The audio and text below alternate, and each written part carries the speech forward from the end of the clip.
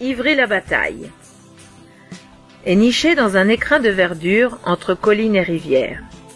À travers ce documentaire, nous allons pouvoir apprécier, observer les œuvres conjuguées de l'être humain et de la nature et pouvoir comprendre cette relation des peuples avec leur environnement.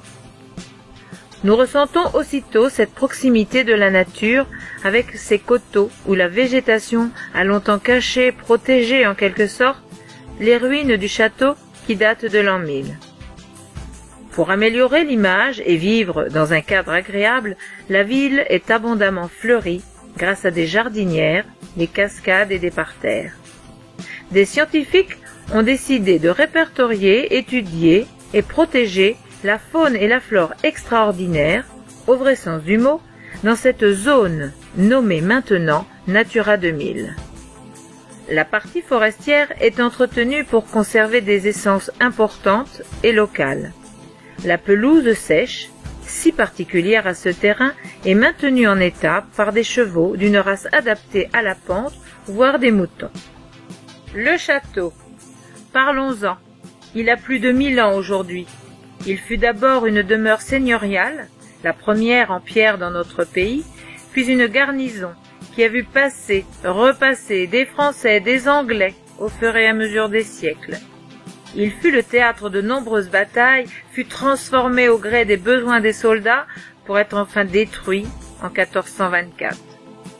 Depuis 1968, une équipe de passionnés, menée par Robert Baudet, a remis ce site à l'honneur en le déterrant, en le faisant classer et lui redonnant vie et éclat grâce à son histoire. Le chalet. C'est une ancienne demeure de maître qui possède une architecture particulière pour notre région, d'où son surnom. Elle appartenait au Thibouville, manufacturier d'instruments de musique reconnu loin dans le monde. La distillerie Brideau ou la salle des fêtes. Après de grands travaux de rénovation durant l'année 2014, elle accueille des associations sportives, des animations festives, culturelles ou artistiques. C'est un bâtiment construit avec une structure métallique de style Eiffel et une maçonnerie de briques. Son implantation était stratégique. La gare existait juste en face. Facile pour les transports des tonneaux et des bouteilles. Les logements que nous rencontrons dans ce quartier ont vu le jour sur le site de la gare. Construite en 1873, celle-ci a été démolie en 1982. Ce sont les joies du progrès. Le seul arbre remarquable de la commune, c'est un frêne. Il veille à la rencontre des générations près du square Lodenbach, où les petits jouent, et les anciens qui résident tout près sont heureux de les voir s'ébattre. L'ancienne abbaye Notre-Dame. Les bâtiments industriels les plus anciens sont ceux déjà utilisés à la fin du XIXe siècle par les différents artisans qui, avant l'arrivée de l'électricité, pouvaient profiter d'un moulin horizontal alimenté par un cours d'eau venant de la rivière. Des établis de peigniers, de tabletterie, de façonneurs de boules de billard, de fabricants de talons de chaussures avaient pris place dans des bâtiments qui, du temps des moines, avaient servi pour des filatures assez importantes selon les dires. Encore une fois, les hommes ont conservé au travers du temps les savoir-faire de leurs anciens et les ont fait évoluer selon des besoins plus contemporains. Des générations complètes d'ouvriers sont passées matin et soir par la belle porte en pierre sculptée qui reste le dernier vestige visible de l'extérieur d'une abbaye construite en 1070. La rivière d'Eure. Elle serpente au travers de toute la commune. Jusqu'en 1869, elle a été navigable. De lourdes charges voyageaient de Chartres jusqu'à Rouen par ce moyen. Les embarcations passaient les différentes dénivellations grâce à des portes à bateaux. Imaginez les conflits qui se produisaient lorsque les éclusiers, flotteurs et autres changeaient le débit de l'eau pour faire passer les bateaux, et les utilisateurs des moulins qui n'avaient plus alors la force nécessaire pour faire tourner les roues qui entraînaient leurs courroies. La voix de la sagesse en a eu raison. Tout ce réseau fluvial a été aménagé de façon à contenter tout le monde. Sur les bords de la rivière, on trouvait des activités nécessitant beaucoup d'eau, des abattoirs, des tanneries. Aujourd'hui, on étudie la qualité de l'eau, son débit, sa raison d'être. On met en valeur ses abords avec des décors, des illuminations. On s'y amuse, la pêche, le canoë. Sa fonction a complètement changé. Les moulins Labbé et Portel étaient les plus importants de la ville. Ils permettaient aux meuniers de moudre le blé, de rouir le chanvre, de fouler les draps. Plus tard, des artisans sont venus chercher la force motrice pour fabriquer des instruments de musique et des peignes. Aujourd'hui, une roue peut encore tourner les jours de fête, mais elle n'entraîne plus rien. Les autres sont visibles, mais immobiles. La cloche, qui appelait les ouvriers pour être à l'heure au travail, est toujours là. Orienté plein sud, il y a la plage. Nos parents ont encore en mémoire les superbes et magnifiques fêtes nautiques qui y étaient organisées. Un dernier lavoir communal est encore visible et en état. On y descendait même de loin pour accomplir cette dure tâche qu'était la lessive. En compensation, on y apprenait toutes les nouvelles, bonnes ou mauvaises, de la région. Arrivons sur le parvis de l'église. Il est arboré et fleuri pour s'insérer le plus possible dans un contexte naturel. Notre belle église Saint-Martin le vaut bien.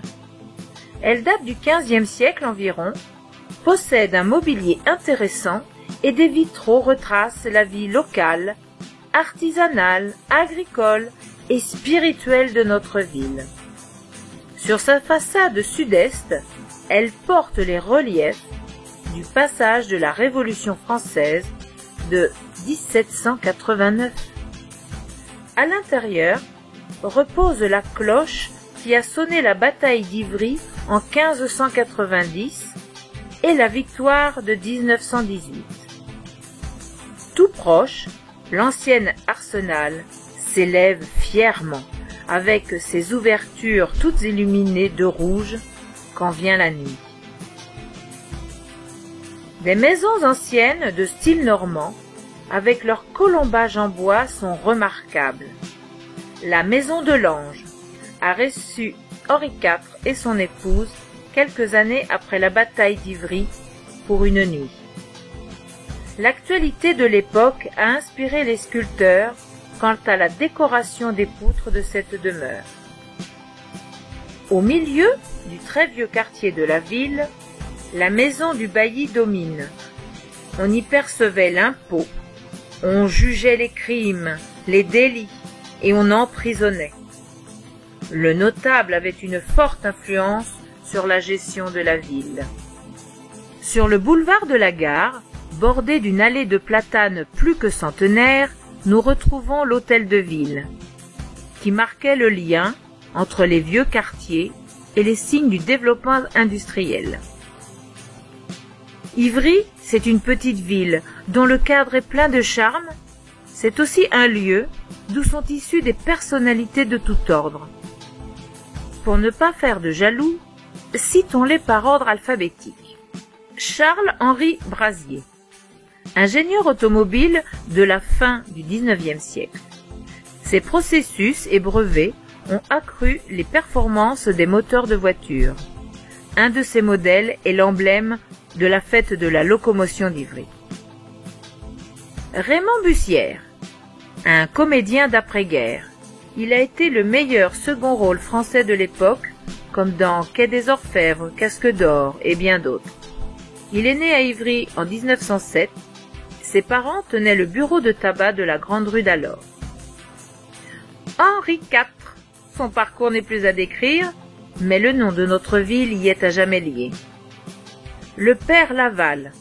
Il est né à Crau et a vécu au début de sa vie à Ivry en tant que médecin.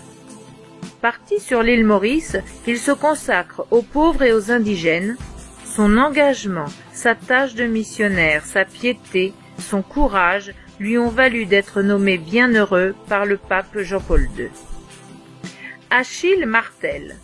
Durant le XIXe siècle, cet homme ingénieux a mis au point des mécanismes pour alléger le travail de la fabrication des peignes.